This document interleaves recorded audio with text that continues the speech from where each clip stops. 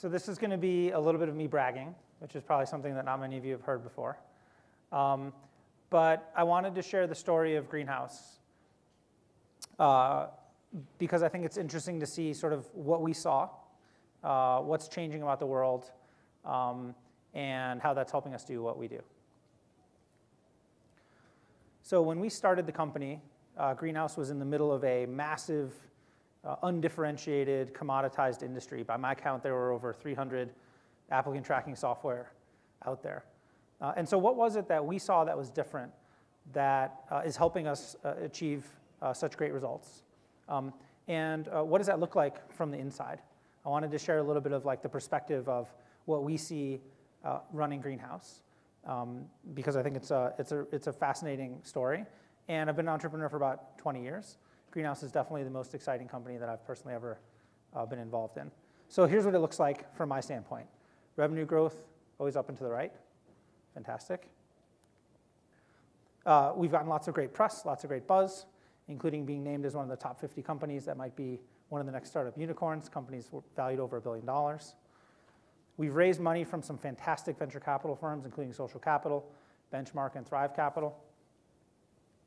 And I'm very proud that we recently were named the #1 top place to work by Glassdoor in 2017, which is really a reflection of the fact that at Greenhouse, we're not just trying to capture some short-term opportunity, but we really think of ourselves as building long-term value and a great company to capture a huge opportunity.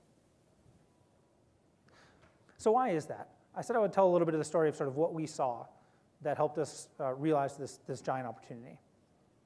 And I was really motivated to create Greenhouse by this notion that there's these two massive trends which have been happening over my career that have, in some sense, on a collision course with each other and are creating a huge amount of pressure on organizations to respond or die. I think these two trends are very interesting. They're related, but they're very different.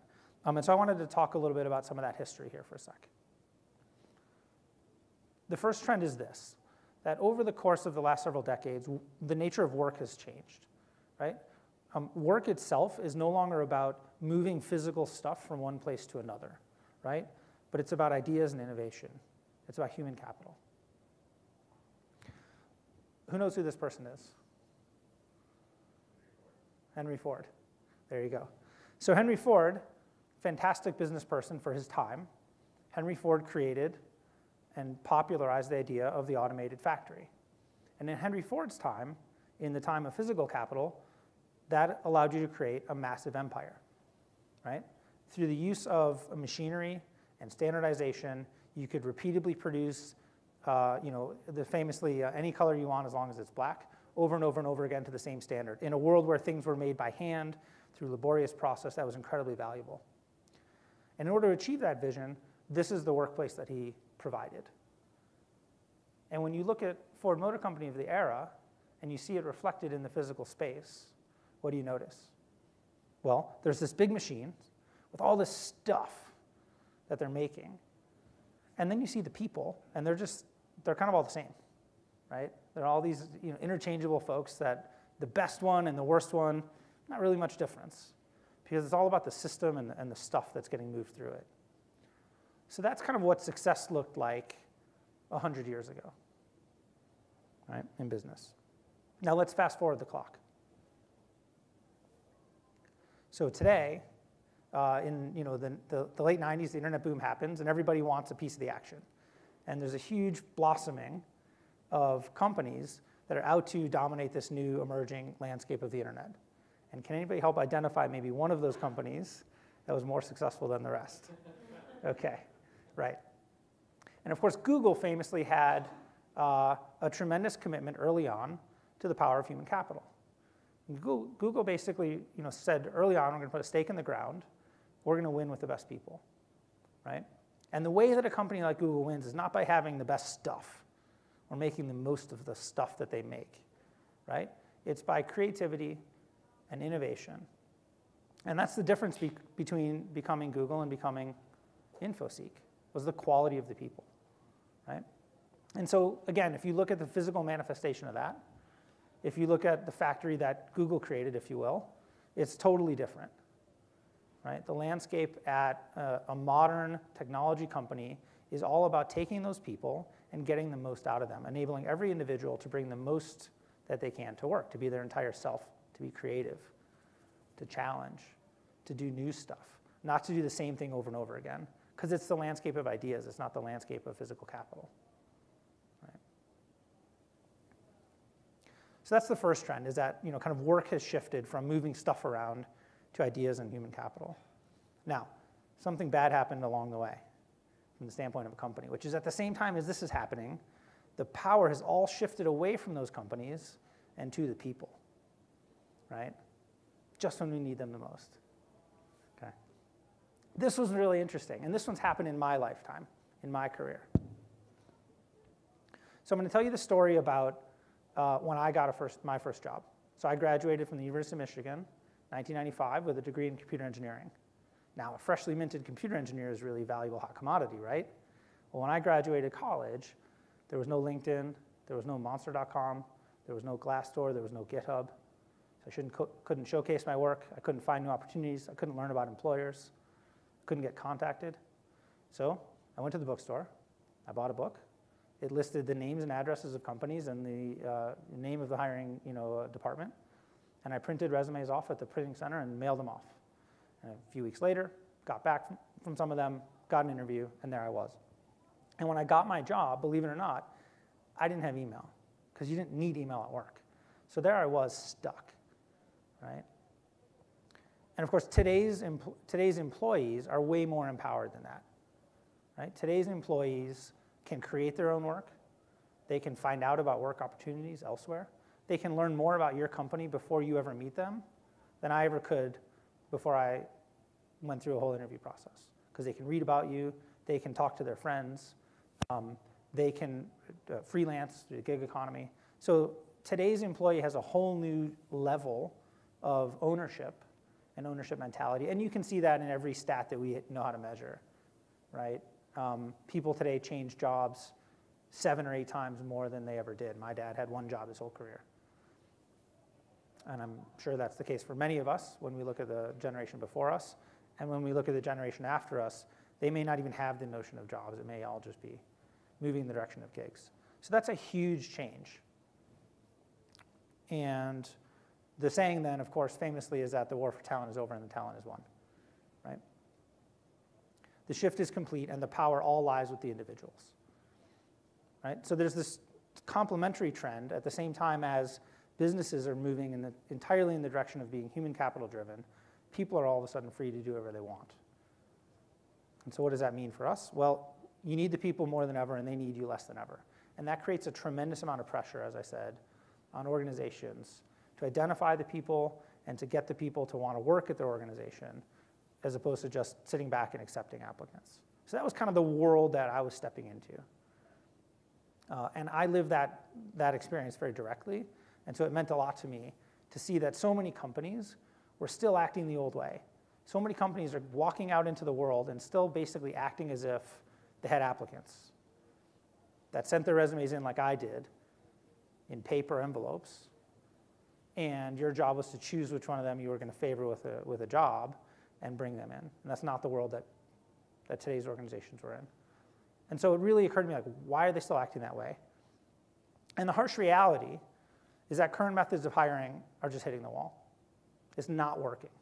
And there's story after story and statistic after statistic that are showing us that companies today are being sorted into winners and losers. Maybe I'll share a couple of those with you. So of course, there's billions and billions of dollars spent annually, as we all know, on the active hiring itself, and none of it's working. So I pulled up a couple choice stats. We could share stats for hours on this, but to me, the big one is the failure rate of new hires. Almost half of new hires just don't work out at all, right? And most of the time, company and the hiring team have no agreement at all on what they're even trying to do, right? So the pain is real, and it's practically universal. Now, I would submit to you that if you ran your finance team, or your marketing team, or your sales team, or your purchasing team, or any other organization the way most companies run HR, you'd be laughed out of the room, right?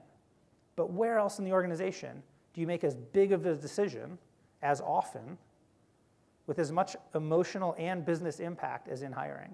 It's like the most important, most impactful thing that any company does, and they do it over and over and over and over and over again. And yet, when they buy a little gizmo or a piece of furniture, they have more information and a better process to do that than when they make a hire. So in my opinion, that was the big thing that had to change, is that companies need to grow up and step up into the 21st century that we're in and really compete for the talent by being smarter and being more organized with rigor and consistency. Okay, so how does that work? I'm going to tell you a little bit about Greenhouse now. Those of you that haven't used the product, maybe you'll learn a little bit about what we do, but I really want to kind of relate it back to why we do it that way. So it's not going to be a sales pitch or a product walkthrough so much as relating it to that story of what we're trying to get done. So the big thing that we did was we said the old world was recruiting is a hassle. You live in a world of applicants. You have to take this administrative burden off your plate. And now we're in this world of like recruiting is a competitive advantage. The best companies today are the ones who are able to compete and win for the best people. And so we started by asking this basic question. When a company's winning at hiring, what do they do differently? Right? What does that winning hiring culture look like? And then how can we build software tools that'll help companies increasingly realize that vision, that'll help every company act like the best company, act like the winning companies? And that's kind of the motivating question for Greenhouse, is we're trying to make those tools that help give companies and people the power to win at hiring and build better organizations. And we think it really comes down to these three things. Okay? Number one is that hiring today is really won at the front lines. In every interaction, with everyone you touch, and interact with, everywhere in the organization, every day. Right? It's not the recruiter's job.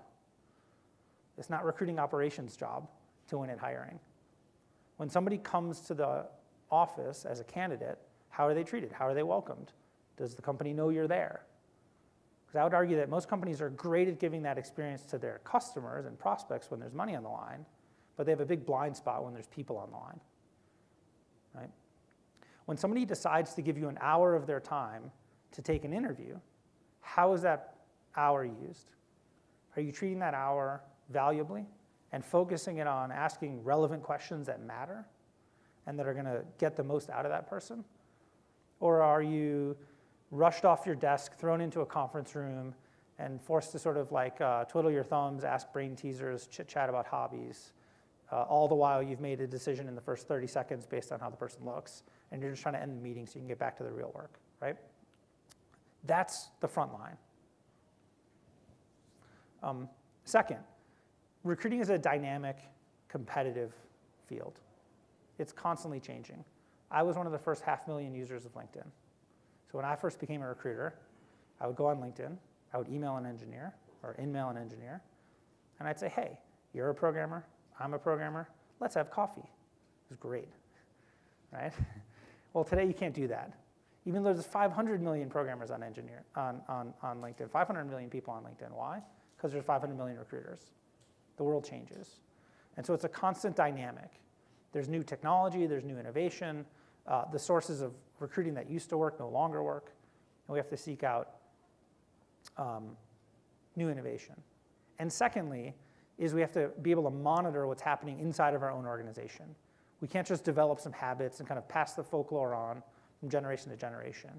But we have to have good instrumentation so we can actually understand what's working as we try to stay one step ahead. And then the last thing is I say join the movement.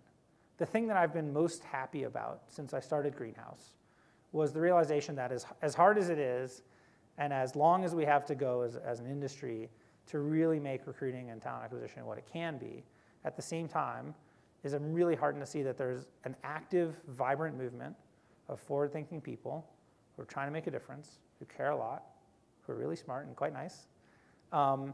And we see ourselves as among that movement, as trying to both support that movement and take a leadership role in it, but also really to exist in it and to learn from it, right? And I don't think this is a change that's going to happen overnight, but I think this is something that everyone can do.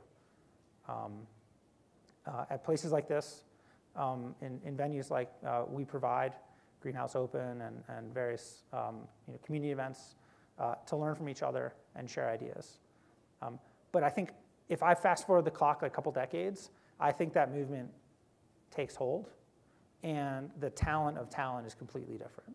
The people in the job of finding and hiring the best people will change over in quite radical ways because of this new movement. And it's a lot of ways the same as the analogy I talked earlier, the other things that are happening in your organization, finance and sales and marketing, right? When finance moved from accounting to finance, or when the move went from advertising to marketing, the types of people and the types of organizations that were doing that work changed dramatically. Well, today's people organization is making the same shift, right? So we really try to join that movement. Let me share a little bit of what it looks like from a product standpoint. So here's an example in Greenhouse of a candidate scorecard.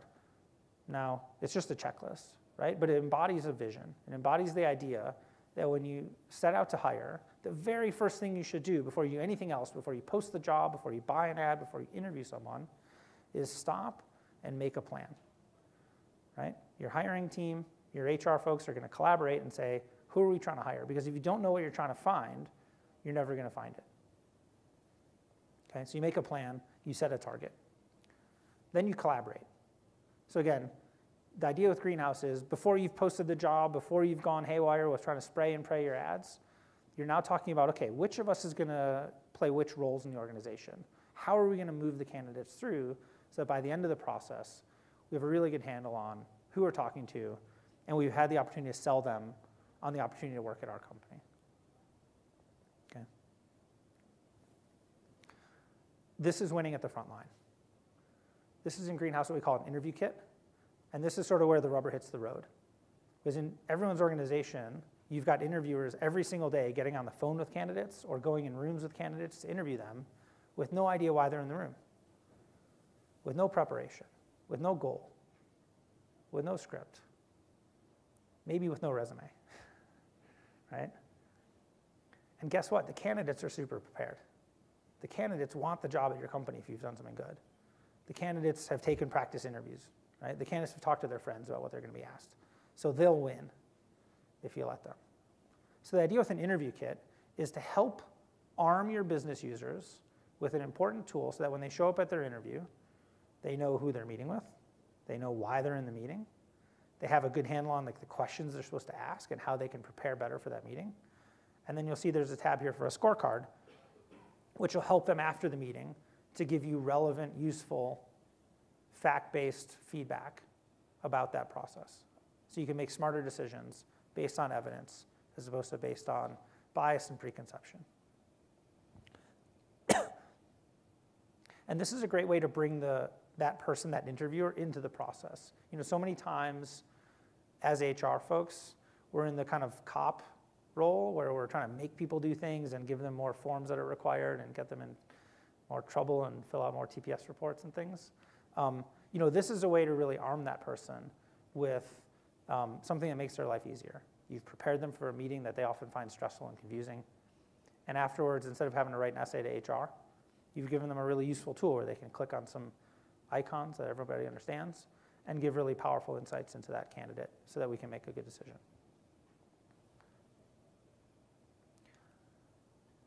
Who here surveys their candidates? Right. So this is really powerful. If you don't know what candidates think of your process, then you don't know your process, right? And how many of us have been in a position as recruiters or HR people where we see it happening every day, we watch the sausage getting made, we know what needs to happen, and nobody will listen, right? Well, this is how you get people to listen, is you bring in an outside perspective of our users. You ask your customer, what do you think? And when the customer tells you, you know what, the interviews were confusing, people showed up late, nobody seemed to care, nobody followed up with me, that spurs action 1,000 times more than you nagging ever will. And this is how you stay one step ahead. This is how you find out about the information and you find out about how your organization is performing before your boss does and disciplines you, right? That's your organization staying one step ahead. This is winning at the front lines. Who here, when you decide to disposition a candidate, always, always, always lets the candidate know right away? Right? It's important. The number one complaint that candidates have, nobody got back to me. Right? So we automate that. This is staying one step ahead. So it's important to instrument all your sourcing activity. Where are you finding candidates from? What's working? What isn't? Where's the winning candidates of yesterday are now being recruited by other people or have moved on? You can measure all the impact of that so you know exactly where your next opportunity is to find the best person. And of course, it all fits in the palm of your hand, right? Today's workforce is on the go. So all the things that your organization needs to do, reviewing resumes, submitting feedback, approving jobs, all has to be where they are on their mobile device increasingly. So that's the type of innovation that we're seeing. I want to talk a little bit about the movement and how that appears within Greenhouse. So we've got a massive open ecosystem. You can go to developers.greenhouse.io today, and you can see our APIs. You can build applications on Greenhouse, and we have over 150 companies with dozens more in the pipeline building integrated apps on top of Greenhouse. So there's been this tremendous flowering of new technology for recruiting, most of which we didn't build, right? But all of which helps solve important problems, like finding better people, or assessing your candidates, or helping to remove bias, or improving your workflow, or integrating with your IT. And all of this stuff increasingly is open and connected. And so we were very early on in building open APIs for recruiting technology. And I think that's led to a tremendous amount of our growth. And certainly in the future will be a tremendous source of new value for us and our customers, and something we're very excited about. Our ecosystem usage has more than quadrupled in the past 2 years by our customers as more and more new solutions come online. And we feel that movement very real every day. So I guess I'll leave you with this. I ask you guys to join the movement. You can connect with me on Twitter at DHChait, and you can connect with my company at Greenhouse. We've got 2 minutes left if we've got some questions. Thanks. I'd be curious, what do you attribute, you hear stories out there. I mean, I know of one very big, well-known company that uses Salesforce for their effective applicant tracking. Yes. But a lot of people acknowledge there's a problem out there. What do you think is the hurdle to getting companies to actually, join the future? Well, first of all, I should say it's happening very quickly. So certainly there are lots of companies, I would say most companies still in the, I would say, HR versus people world, right?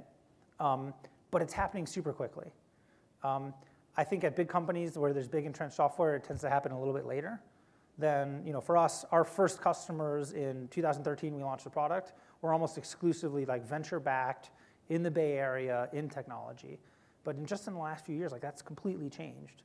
We have ad agencies, we have charter school districts, we have manufacturing companies, making the change every day. So it's definitely happening. I would say the number one thing, though, from the standpoint of an HR practitioner, is to think and talk to your business counterparts in business terms, not in HR terms.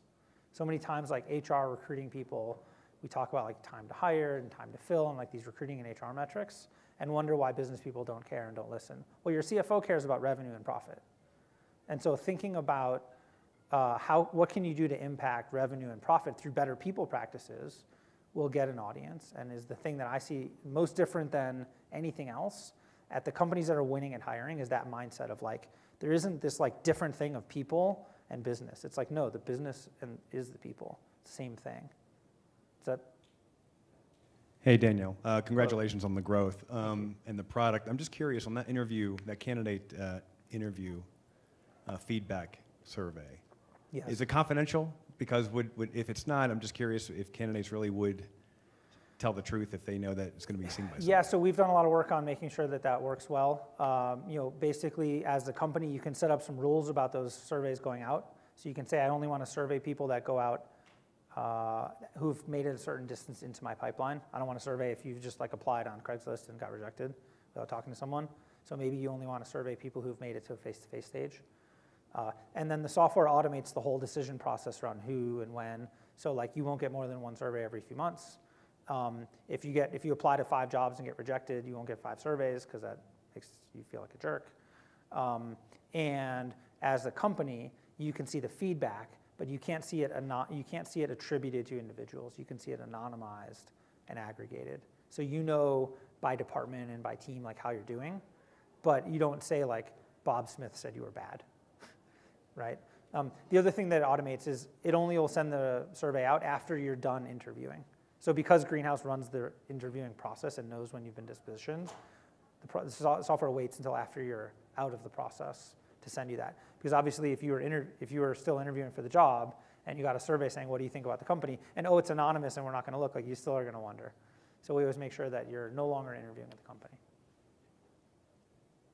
Okay, thanks guys.